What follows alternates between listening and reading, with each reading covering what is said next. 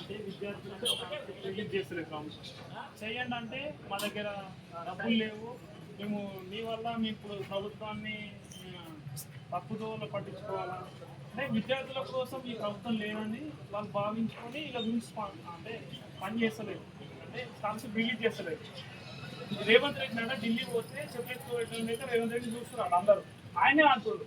రాష్ట్ర ముఖ్యమంత్రి అయ్యి ప్రజలకు జవాబాదారిగా ఉన్న రేవంత్ రెడ్డి నన్ను దొంగలకు చూస్తున్నారు అని చెప్పి ప్రజలందరికీ చెప్పుకుంటాము. అంటే ఒక ప్రభుత్వాన్ని నడిపేటువంటి ఒక పెద్ద స్థానంలో ఉన్నటువంటి ఒక అధికారి ఇట్లా మాట్లాడితే ప్రజలకు ఏ విధంగా మెసేజ్ ఇవ్వగలుగుతారు? ఇలా మేము ఏం చేస్తున్నాం అంటే డబ్బులు ఏమంటున్నారు కదా, మేమే విద్యార్థులు అనుకుని ప్రభుత్వానికి ఇస్తే మరి కల్పించి వేయాలని చెప్పేసి ఇలా విషయాన్ని కార్యక్రమం చేయడం జరుగుతుంది. మేము సాయం ఏమైనా చేయాలి ఇల్లు అని అడుగు. థ్యాంక్ యూ అన్న.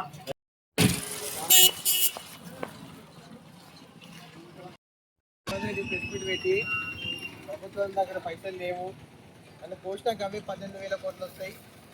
విద్యార్థులకు మేము పూర్తిగా ఇయ్యము, పూర్తిగా స్కాలర్షిప్ ఇయ్యము, మిగతా వారిగానే ఇస్తాము. 1,500 కోట్లు మాత్రమే ఇస్తాం. ఇప్పటికైతే 10,000 కోట్లు ఇచ్చే కాడ 500 కోట్లు ఇస్తే ఎంతమందికి న్యాయం జరుగుతుంది? లక్షల మంది దాని మీద ఆధారపడి చదువుకుంటారు స్కాలర్షిప్ల మీద.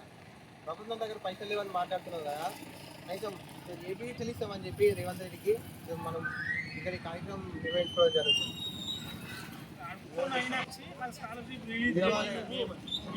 మేమన్నా విద్యార్థులు అడుక్కొని విద్యార్థుల హక్కుల కోసం విద్యార్థులు అడుక్కుంటారు, రేవంత్ రెడ్డి తెలియాలని అడుగుతున్నాం. మీరు అందరు తెలియాలి కదా దేని గురించి చేస్తున్నాము. మన పైసలు ఏమంటే విద్యార్థుల జీవితాలు ఆగం కాబట్టి అట్లా ఆ రకంగా ఈరోజు ఈ కార్యక్రమాన్ని మీ వంతు సాయం చేయాలి.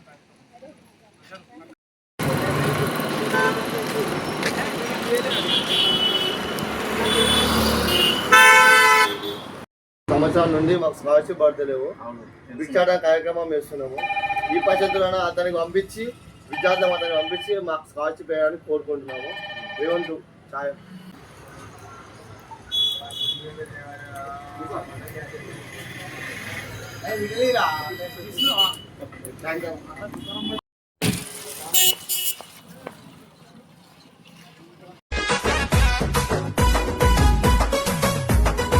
ఆర్థికంగా బాగా లేదు, అప్పు పుడతలేదు, అనా పైసా ఎవడు ఇస్తలేడు.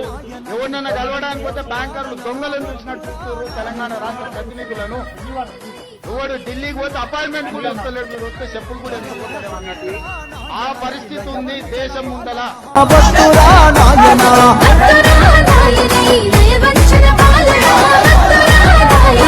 అమలు కాని హామీలతో వారు గ్యారంటీలతో